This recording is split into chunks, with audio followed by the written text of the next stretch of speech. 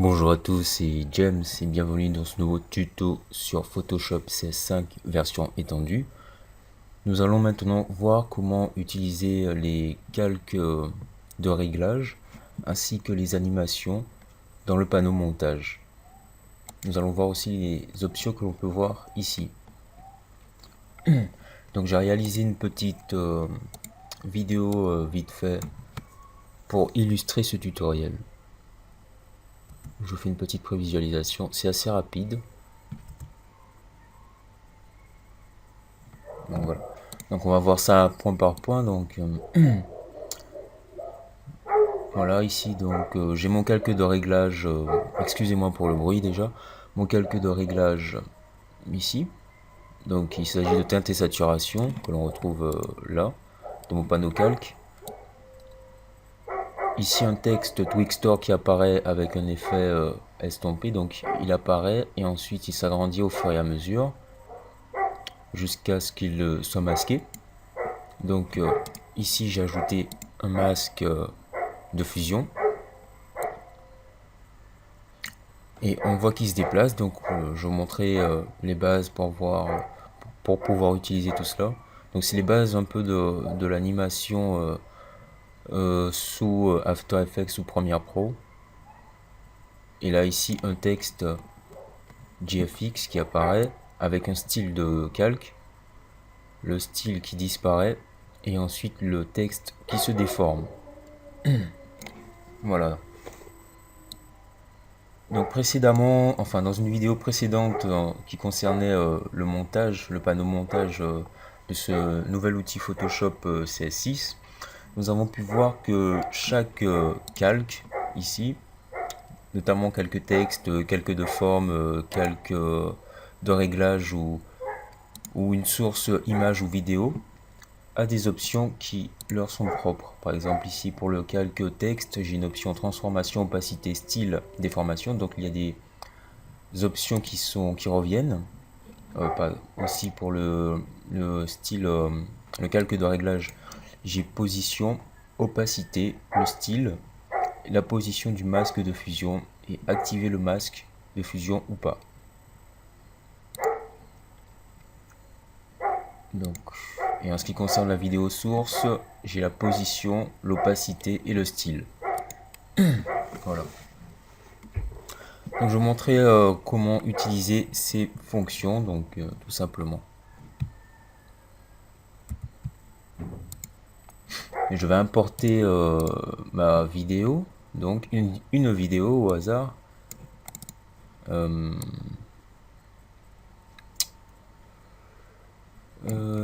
je crois plutôt qu'il y avait Evolution. Voilà, donc j'ai récupéré une vidéo que je vais raccourcir un peu pour la placer. Donc ça va, voilà. Je vais d'ores et déjà la sortir de mon groupe pour mieux travailler, que vous puissiez voir un peu ce qui se passe. Donc ici on peut voir les options, on va passer déjà aux options de la vidéo. Donc ici la position, je me déplace sur ma timeline, je clique sur le chronomètre pour créer une image clé, elle apparaît ici. Donc on a vu précédemment qu'en effectuant un clic droit on peut changer l'interpolation, donc passer de interpolation linéaire vers interpolation par palier, pardon. Donc je me déplace sur ma timeline, je change la position, je prends l'outil de déplacement ici, raccourci et à l'aide des flèches du clavier ou de la souris je déplace. Donc je clique et je me déplace. Voilà, une image clé est automatiquement créée, ce qui signifie que mon choix a été pris en compte. Et donc on voit que le déplacement s'effectue. Donc tous les calques qui ont cette option de position, la méthode est la même pour effectuer un déplacement. Donc je peux supprimer voilà ces deux options et revenir ici. Là maintenant je vais juste créer un background, un nouveau calque que je remplis de noir. Et donc je l'étale un peu sur toute la longueur. voilà, sur tout le métrage, du moins. Et ce que je vais faire, c'est masquer l'opacité maintenant. On va voir l'opacité.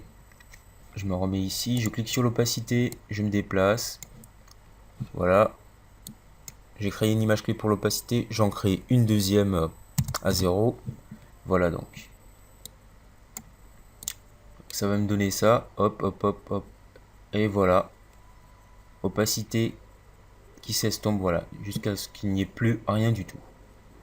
À part, donc si je change la couleur du calque, j'aurai du blanc. Voilà. C'est tout bête, tout simple. Donc en ce qui concerne le style de calque, l'option style, on va voir ça avec un autre calque, notamment le calque texte, ce sera un peu plus évident à voir. Donc je crée juste un texte, je prends mon outil texte, je crée mon tuto.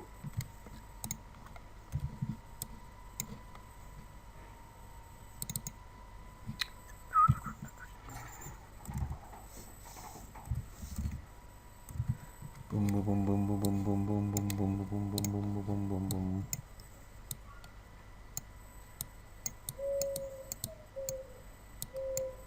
Voilà. Donc là j'ai mon calque texte qui est ici. Je zoome un peu sur ma timeline. Donc j'ai mon calque texte, juste le déplacer un peu. Voilà, qui apparaît ici. Donc on retrouve ici les options. Donc je vais lui appliquer, donc on a les mêmes options, sauf qu'il y a l'ajout de la transformation et la déformation de texte. Voilà, donc nous on va voir le style et on va voir les autres par la suite. Donc l'opacité on a déjà vu, c'est pareil. Donc en ce qui concerne le style, je double-clique pour lui ajouter un style de calque, ou je fais un clic droit option de calque. Pour ajouter, donc je choisis n'importe quel style de calque. En l'occurrence, je peux en faire un moi-même, ajouter une ombre portée, voilà. Donc moi je prends plutôt quelque chose qui est déjà créé pour que vous puissiez vraiment voir. Voilà. Donc ici on peut activer, désactiver le style. Je crée une image clé ici pour le style. Donc en retournant sur mon panneau montage, une image clé pour le style. Et je me déplace un peu sur ma compo.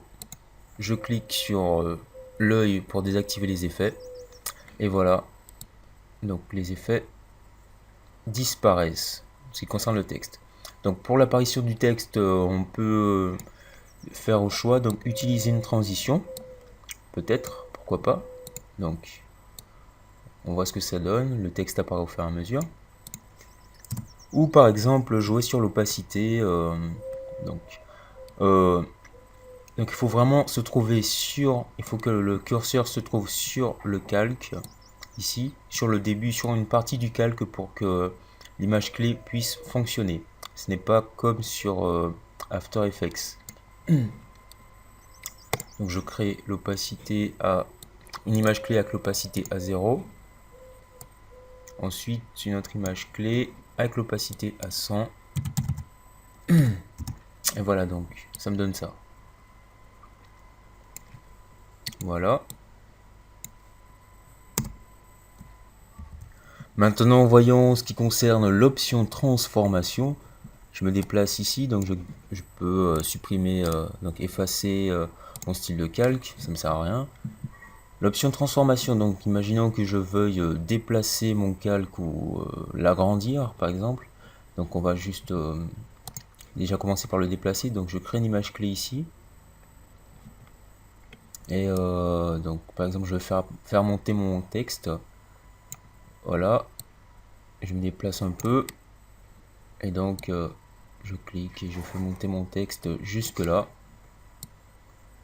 Voilà. J'aurai ça. Et si par exemple je veux agrandir la taille de mon texte, donc je me positionne ici, je clique sur l'image clé transformation, un CTRL T déjà pour donner la taille souhaitée à mon texte. Je valide par entrée, je me déplace un peu. Un CTRL T également pour agrandir. Voilà. Et donc je me retrouve avec un texte qui s'agrandit. comme ceci. Assez intéressant. En ce qui concerne la déformation, c'est aussi simple. Donc je reviens ici, donc je vais juste déplacer un peu, enfin plutôt là, ouais. Donc mon texte, on va le mettre, voilà. Je crée une image clé pour la déformation, je me déplace un peu sur mon métrage, je fais un CTRL T, et là je vais cliquer sur l'option ici pour afficher les options de déformation, de transformation et de déformation. Je clique dessus. Je vais sur le panneau d'options ici, donc je choisis une déformation du type par exemple onde par exemple. J'adapte et tout.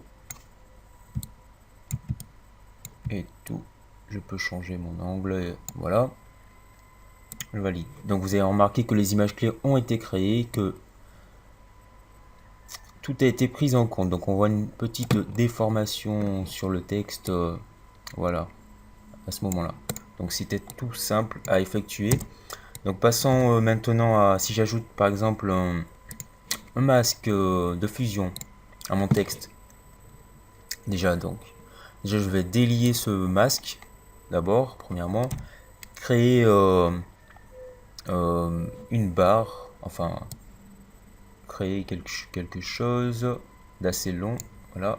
Donc cette sélection, je vais la remplir de noir ici, donc CTRL D pour désélectionner. Et là je vais faire ce masque se déplacer, donc on voit maintenant que des options ici ont été rajoutées puisque j'ai rajouté un masque de fusion à mon texte. Donc j'ai les options position du masque de fusion, active le masque de fusion, et c'est tout. Il me semble qu'il faut lier le masque de fusion au texte pour le déplacer. On va voir ça en live, je ne me rappelle plus trop. Donc je vais lier le masque, relier le masque de fusion en cliquant entre les deux. Voilà ici. Je me positionne sur le masque. Donc mon masque il se trouve ici, comme on peut le voir de ce côté. On ne le verra pas parce que voilà.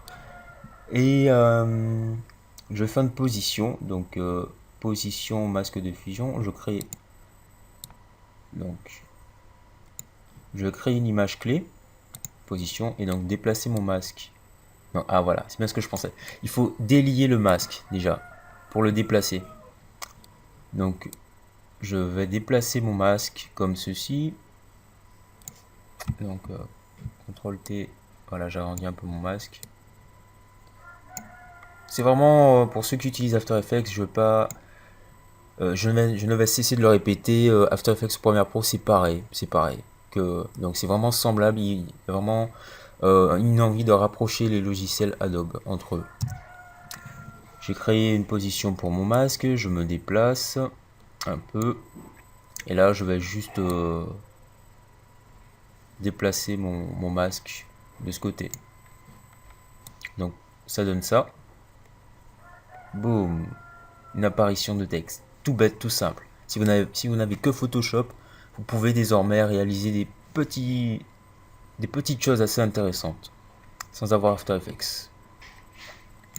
Donc voyons maintenant l'activation du masque de fusion. Donc ce qu'on va faire, je vais juste mettre le masque dessus. Je vais voir si ça change quelque chose. Donc je vais lier le masque. Donc voilà, maintenant ce qui concerne le masque, donc j'avais dit qu'on ne pouvait pas voir le masque. Si on peut le voir, il suffit de maintenir la touche Alt enfoncée, de cliquer dessus. Donc on peut voir la position du masque, donc toujours délier, pensez à délier. Voilà, et tout. Donc je reviens sur mon texte. Donc mon masque, je vais le délier, positionner, essayer de le positionner sur tout. Donc ici j'ai masqué mon texte. Voilà, donc à peu près vite fait. Et maintenant je vais activer, désactiver. Donc je vais le lier déjà. Ici mon texte n'apparaît pas, donc je crée une image clé pour activer le masque de fusion. Je me déplace. Et là, en fait, pour faire apparaître mon texte sans déplacer le masque, j'ai deux possibilités. Donc appuyer, maintenir Shift enfoncé et cliquer sur l'image, la vignette du masque. ou je peux faire un clic droit, activer le masque de fusion ou désactiver. Là en l'occurrence on veut désactiver. Et une image clé est automatiquement créée ici. Donc on va voir ce que ça donne. Hop. Pas de texte, apparition du texte. Pas de texte, apparition du texte. Voilà, tout bête, tout simple. Passons maintenant... ah oui, la déformation du texte, on a vu.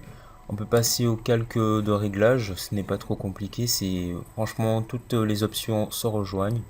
Donc on peut ajouter un calque de réglage teinte et saturation. Donc redéfinir, j'adapte la saturation à... Je vais prendre petite saturation.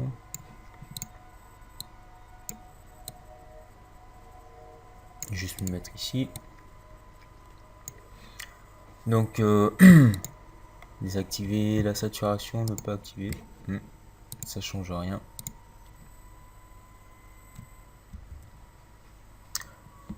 Donc le calque de réglage de teinte et saturation a les mêmes options que masque de fusion ou qu'un calque normal, notamment position, opacité. Donc c'est des options qui reviennent.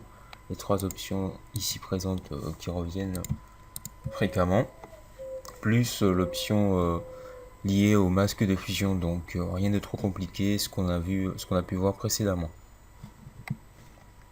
Donc activer ou désactiver, c'est pareil.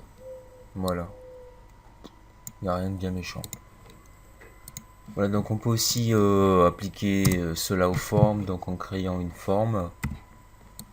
Par exemple, voilà, donc on a aussi des options qui sont propres. Donc je ne vous cache pas que pour la forme, je n'ai pas trop bien saisi certaines options. Notamment pour la position, donc la position ce n'est pas pareil. La position du masque vectoriel, j'ai pas trop saisi. J'ai essayé de trouver, faire des petites recherches sur le net. Donc je vais continuer mes recherches et si je trouve, je ferai sûrement une vidéo juste vite fait pour ça. Et j'ajouterai aussi également dans cette vidéo en commentaire ou dans la description de la vidéo quelques petites explications. Donc si certains d'entre vous ont trouvé, laissez-moi un message ou partagez-le sur la page fan ou laissez un commentaire et tout. Et avec plaisir, en citant votre nom, puisque ce sera vous qui aurez trouvé, si vous trouvez, je ferai ça rapidement pour partager cela avec tout le monde. Donc juste pour vous montrer que bon, je sais pas, j'ai pas trop saisi le principe. Donc a priori, il faudrait... Donc ce qu'on a fait précédemment, on a juste en fait déplacé le calque. Au départ, ce qu'on faisait, on déplaçait un calque. Par exemple, pour le texte, revenons au texte. Donc je vais juste... bon, je peux supprimer le masque de fusion. Et au départ, ce qu'on faisait en fait, c'était juste déplacer en fait le texte, comme ceci. Là en revanche, en ce qui concerne le masque vectoriel des formes, c'est différent. Donc par exemple, si je clique sur le chrono, ça me marque un message, l'animation de la position de calque peut n'avoir aucun effet en essayant d'animer le masque. Voilà, donc si par exemple je me déplace et que je bouge,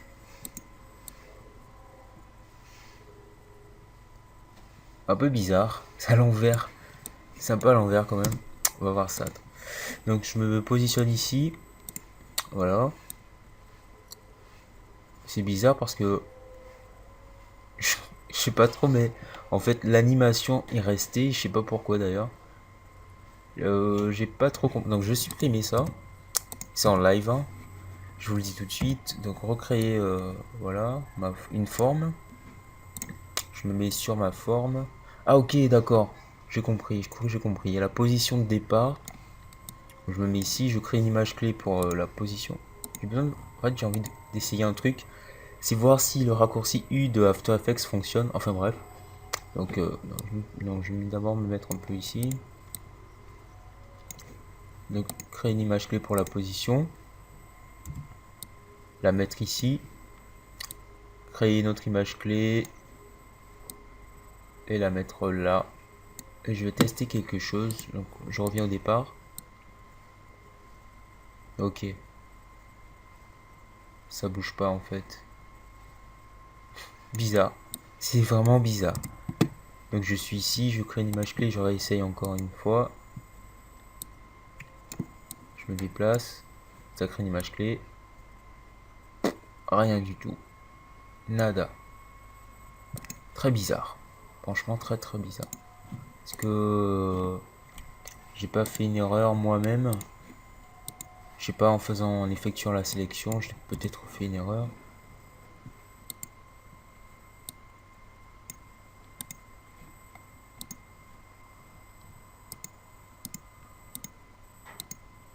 Ah d'accord, je crois que j'ai compris un petit peu. Ah non, c'est pas ça. Ah, on va essayer pour voir. Position.